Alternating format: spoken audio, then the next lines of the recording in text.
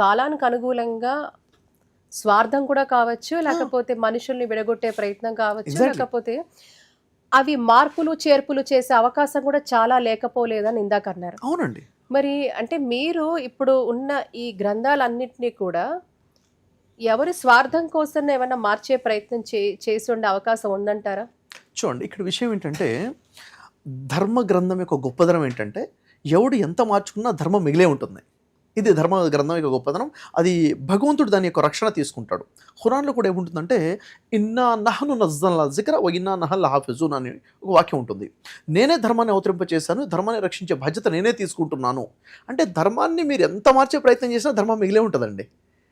ఇప్పుడు భగవద్గీతలో బహుశా ఉంటే ఏదైనా అటు ఇటు అయినా కానీ చదివితే ధర్మం కనిపిస్తుంది కదా, అవునా? ఇప్పుడు ఖురాన్ హదీస్ అంటారు, అక్కడెక్కడ కొంచెం మార్పులు వచ్చినా కానీ చదివితే ధర్మం అర్థమైపోతుంది.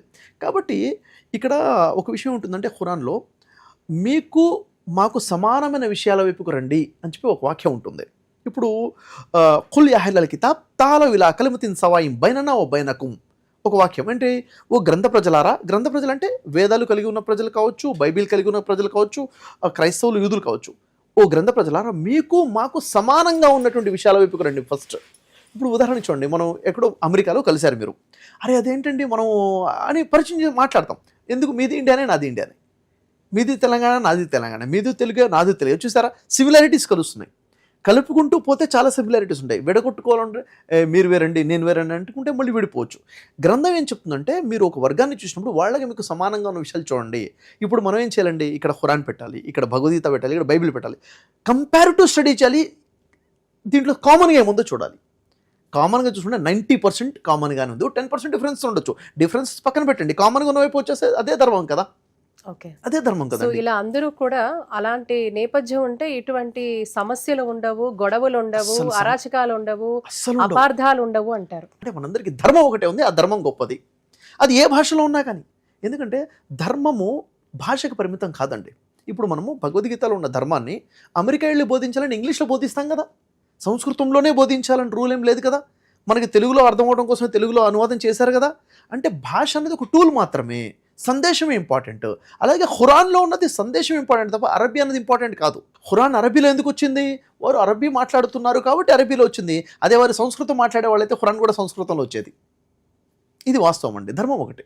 ఇంకొక కీలకమైన ప్రశ్న మిమ్మల్ని, కొన్ని ప్రాంతాలలో మైనారిటీగా ఉన్న హిందువులు తమ ఆలయాలకు నిరభ్యంతరంగా వెళ్ళలేకపోతున్నామనే ఒక భావన చాలా వరకు ఉంది.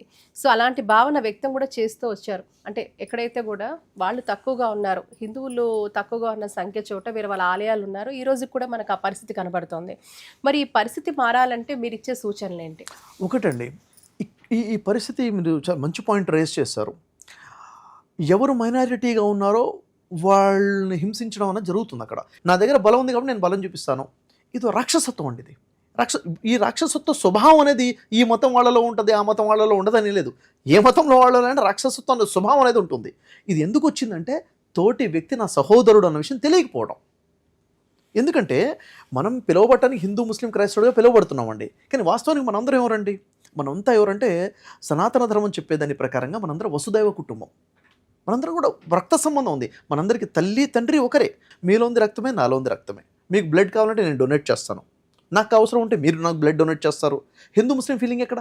కులాలు మతాలు మనం పెట్టుకునే తప్ప దేవుడు పెట్టలేదు అన్న విచక్షణ వచ్చిందనుకోండి, ఇంకా మైనారిటీ ఏంటి మెజారిటీ ఏంటి, అందరం ఒకటే కదా, అందరం ఒకటే అయిపోయాం. కాబట్టి ఎక్కడెక్కడైతే మైనారిటీస్గా ఉన్న వాళ్ళని మెజారిటీలో ఉన్న వాళ్ళు హింసిస్తున్నారో ఒక్కసారి వాళ్ళు భయపడాలి. ఎందుకంటే బలవంతుడు బలహీనుని కొడితే ఆ బలవంతుడిని కొట్టడానికి పైవాడు ఒకడు ఉన్నాడు. మళ్ళీ ఇది గుర్తుపెట్టుకోవాలి. ఎందుకంటే అందరికన్నా బలవంతుడు ఎవరంటే పై ఉన్న భగవంతుడు ఉన్నాడు కదా. కాబట్టి ఆ భగవంతుడు అనే భావన లేనప్పుడు కర్మ సిద్ధాంతాన్ని నమ్మని వాడే ఇలాంటి దుష్కార్యాలకి పాల్పడుతుంటాడు.